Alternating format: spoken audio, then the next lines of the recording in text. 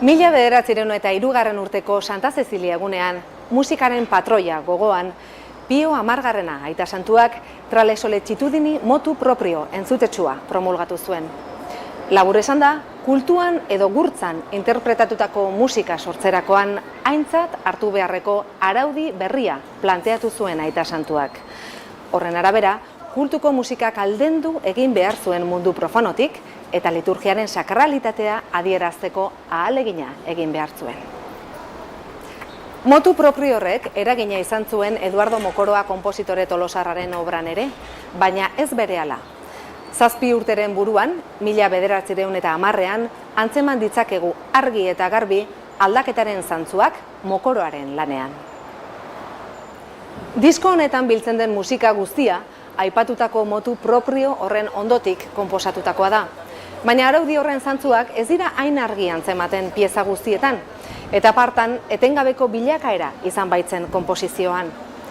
Mokoroak ezarian alde batera utzi zuen musika erromantikoa, beste bide bat hartu zuen Felipe Gorriti maisuaren eraginetik aske, harik eta bere lengoaia eta estetika aurkitu zituen artean. Adinean, zenbat eta aurrerago, aipatutako motu proprio horren jarraibideetatik orduan eta hurbilago suma dezakegu bere musika.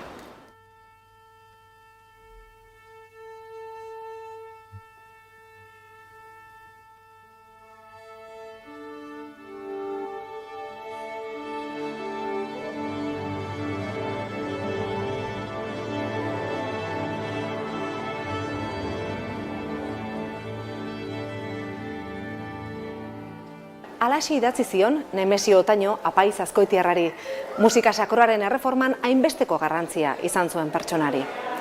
Uneotan, meza pastoral bat ari naiz konposatzen, baina ez dakit aurten kantatzeko bukatu ahal izango dudan. Izan ere, hainbeste zereginen artean ez dut denborarik hartzen. Ez zuen 1908 urte hartan bukatu, hurrengoan baizik, eta emaitza oso berezia izan zen. Izan ere, meza pastoral honek alaitasuna eta malenkonia nahasten ditu. Musika koloretsuaren adibide bizia, haize egurrezko eta haize metalezko musika tresna ugariz lagundua eta jantzia.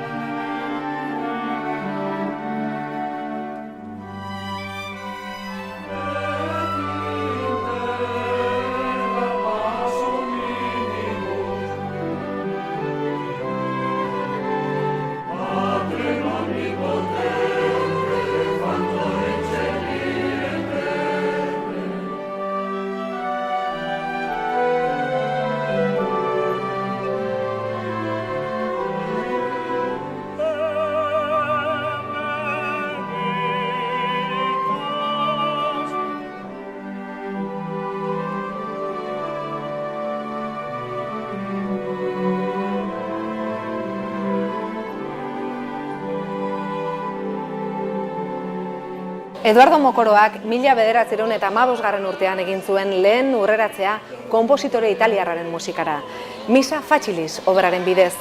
Eta 3 urteren buruan, 1918an erabili zuen lehen aldiz lengoaia gregorianoa, kantate domino lanean hain zuzen, naiz eta harmonizatu eta orkestatu egin zuen pieza hori.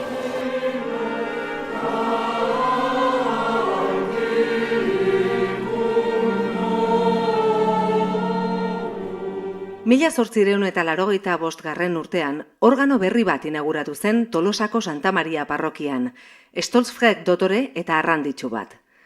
Tresna horren bidez, interpretaziorako zituen doainak erakutsi zituen Eduardo Mokoroak hainbat hamarkadatan. Mokoroak 1905ko maiatzean idatzi zuen organorako lehen obra, Jasotzea eta Otoitza. Behar bada improvisaziorako zuen gaitasunagatik, ordea, doi utzi zuen dozena bat obra tresna horretarako idatzia.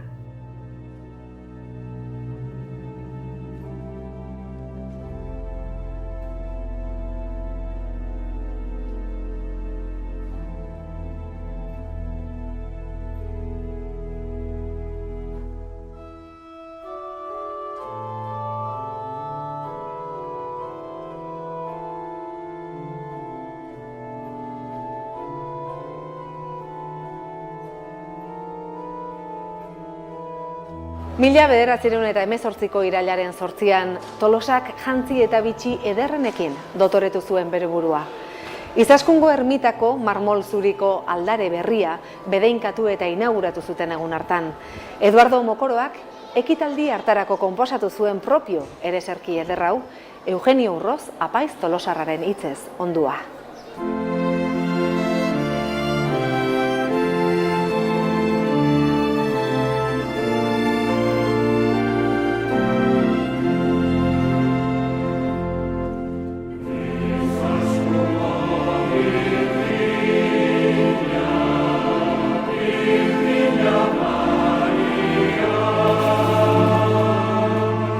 Jaien ospakizunarekin bat eginik, Eduardo Mokoroak 8koaren denboran eta 5-8ko konpasean konposatu zuen obra otxandiko eta elegante hau, San Juan 8koa. Kalean entzuten den 8ko herrikoiaren sekzioak oso modu sotilean jaso eta melodia berri bat sortu zuen, pieza soila bezain ederra.